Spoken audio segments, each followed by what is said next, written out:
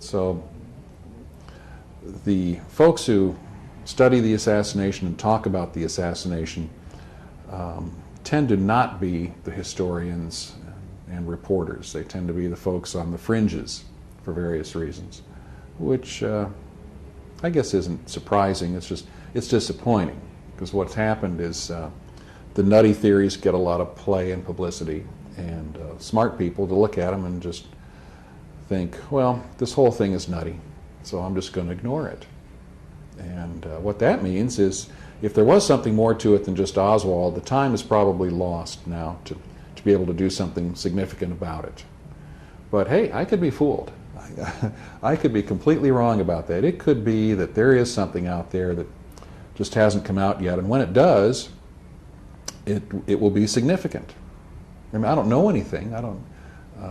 I personally believe that the recording of the assassination, or what was thought to be a recording of the assassination, is a recording of the assassination. And that means two shooters, and I can't figure out how Oswald could be either one of them. But, you know, I don't know. The scientists could be wrong. I mean, they're not perfect. They're not supposed to be wrong, but sometimes they are. I don't know.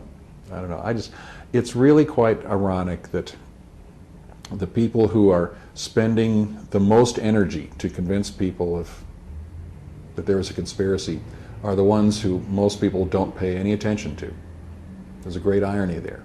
And maybe it says something profound, I don't know. I've heard that some people kind of feel you've gone over to the dark side by working in the museum. Well, yeah, I know there are lots of theories about me and rumors about me, and you know, I tell everybody, look, the museum is neutral. We don't tell people what happened because we don't know. We tell people what the Warren Commission said happened. We tell them what the House Committee said happened, and that's all we can do. It's a very complicated subject, and we try and make it real simple. And if someone wants to go out and do their own research and learn more, terrific. If they want to go out and, you know, rather go to a ball game, terrific. You know, we've done our part. I'm personally a conspiracy person, have been since 1975, and I haven't seen anything to change that. What I have seen, and working at the museum has helped me in that respect, what I have seen is that the conspiracy side of the story is usually not presented fairly. The conspiracy books, by and large, present only one side of the story. They don't tell you all the necessary information. For example, the big myth is that there was a last-minute change in the motorcade route to bring the vehicle closer to the building and thus easier to shoot Kennedy. What they don't tell you is that's not true. And the theory started because a newspaper illustration was wrong. And these conspiracy theorists look at the incorrect map in the Dallas Morning News and decide there's something sinister going on, whereas most objective people would look at the map and say, well, the map is wrong, not the motorcade route. And sorting through that stuff is just, you know, for most people, it's just very difficult. But, you know, I've had to learn to do that. When in 1990, when Ricky White came forward to say his father, a Dallas police officer at the time, was the Grassy Knoll gunman, and he held a press conference, and it was big to-do about all this.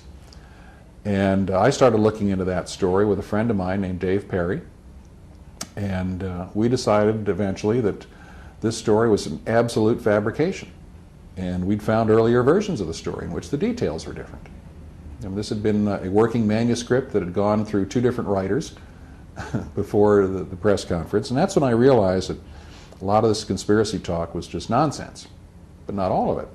And that's when I started realizing that there was another side to these issues, and I started reading the